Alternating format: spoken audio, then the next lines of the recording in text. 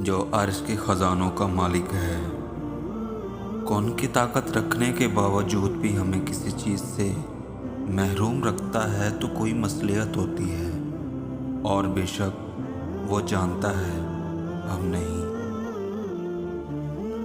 محبت کو الفاظوں میں نہیں لہجوں میں تلاش کریں، الفاظ تو منافقین کے پاس بھی میٹھے ہوتے ہیں۔ درخت اپنے پھل خود نہیں کھاتے اور دریا اپنا پانی خود نہیں پیتے، کیونکہ دوسروں کے لیے جینا ہی اصل زندگی ہے۔ اپنے نفس پر سب سے زیادہ دلیر وہ ہے جو اپنے غصے کو جڑ سے اکھاڑ دے اور خواہش نفس کو مار ڈالے۔ صبر زندگی کے مقاصد کا دروازہ کھولتا ہے، کیونکہ صبر کے سوا اس کی کوئی چابی نہیں۔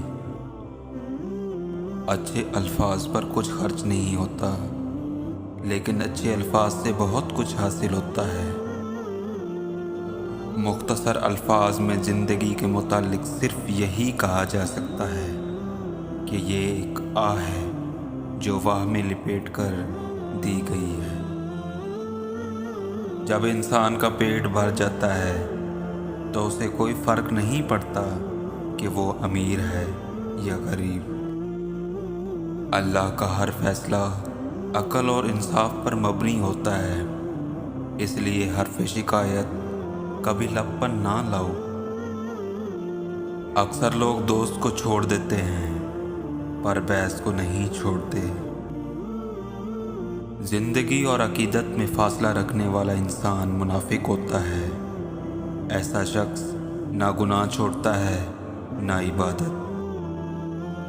جو راز دولت جمع کرنے میں نہ پایا جائے وہ خرچ کرنے میں پایا جائے گا۔ ہمیشہ وہی جھکتا ہے جسے رشتوں کی قدر ہوتی ہے۔ خیال عادل نہ ہو تو عمل عادل نہیں ہو سکتا۔ جو اپنی جوانی میں سیکھنے کو نظر انداز کرتا ہے وہ اپنے ماضی کو کھو دیتا ہے اور مستقبل کے لیے مر جاتا ہے۔ نفس کو اکسانے کا عمل آنکھوں سے شروع ہوتا ہے، لہٰذا اپنی آنکھیں نیچی رکھیں۔ خود سے سچی زندگی گزارنے کا حوصلہ رکھیں، نہ کہ وہ زندگی جس کی دوسرے آپ سے توقع رکھتے ہیں۔ جھوٹے معاشرے میں عزت کے نام سے مشہور ہونے والا آدمی دراصل ذلت میں ہے۔ زندگی میں سب کچھ کسی نہ کسی وجہ سے ہوتا ہے۔ غلط اس لیے ہوتا ہے تاکہ ہم صحیح کی قیمت جان سکیں۔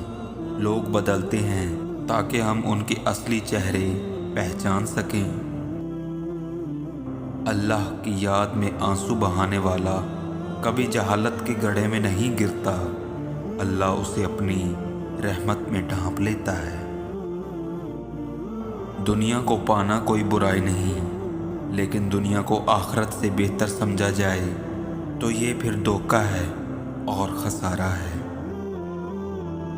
ساری زندگی غریب رہنے کی صرف ایک ہی وجہ ہے، اور وہ ساری زندگی ایماندار رہنا۔